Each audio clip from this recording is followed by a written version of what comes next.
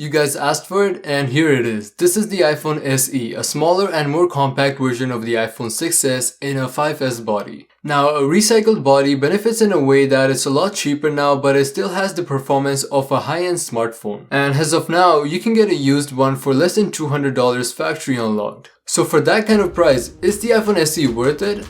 And how does it stand in 2017? Let's find out.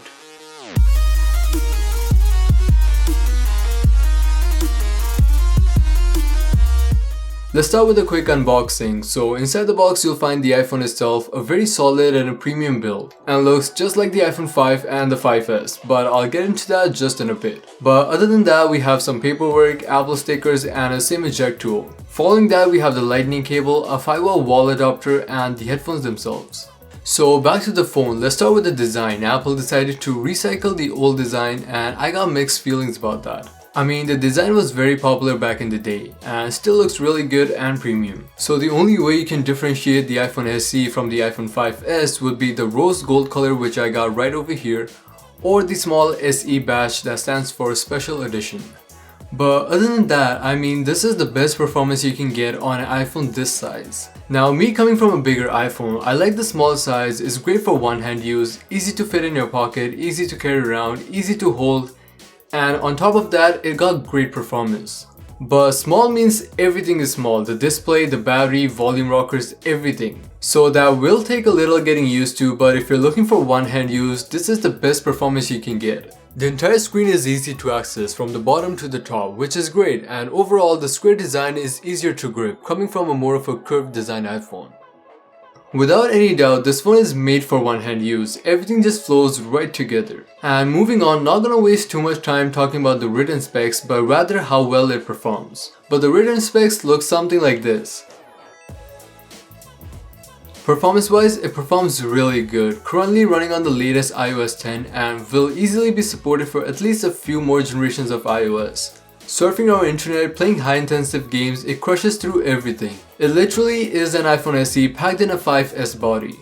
But there are some things you won't get with the SE, like 3D touch. Just because the design was so tightly packed, there's no space for it. The front camera also didn't get an upgrade. We still have a 1.2 megapixel camera.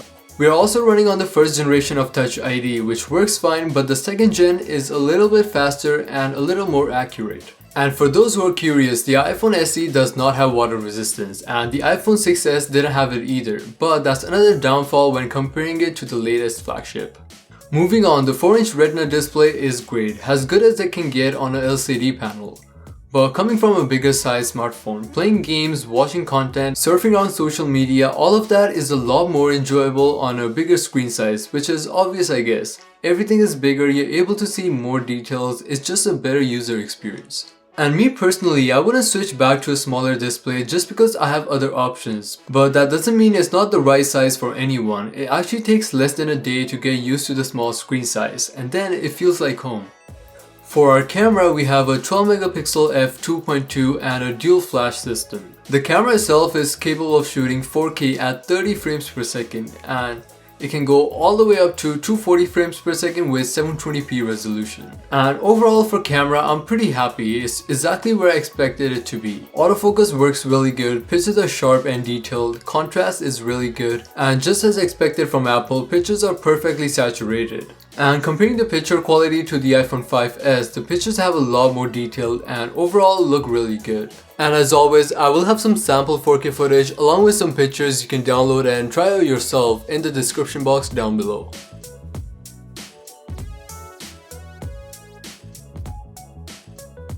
Speaking in terms of battery, we have a 1624 mAh battery, which in fact is bigger than the iPhone 5s battery. And although the battery is small compared to most Androids, it still performs really well. I easily got a full day of use, but my unit is brand new, so if you go for a used model, battery could be a little worn out. But speaking from experience, even if your phone is about a year old, your battery life should still be pretty good. The model I have is 32 GB, and if you buy it from Apple, the base storage has been increased to 32 GB.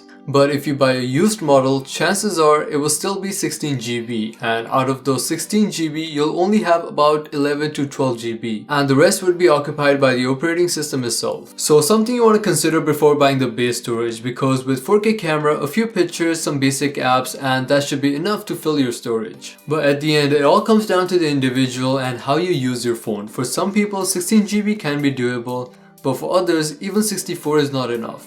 So for me, the iPhone SE is great in terms of performance. It's great for one-hand use, camera is really good, build quality is solid, and we also have a headphone jack. And overall, everything is quick and snappy. Although you do miss on features like water resistance, 3D touch, and all that. So the iPhone SE kind of stands in the middle, and for me, it all comes down to how much you're willing to spend and how much you're getting the phone for. If you have to spend a little bit more to get the iPhone SE instead of the iPhone 5s or something in that line, it's definitely worth it and will last a lot longer. But if you're buying an iPhone SE for $500, I'll rather spend an extra $100 and get a used iPhone 7. It's just better value for money and it will have better resale value.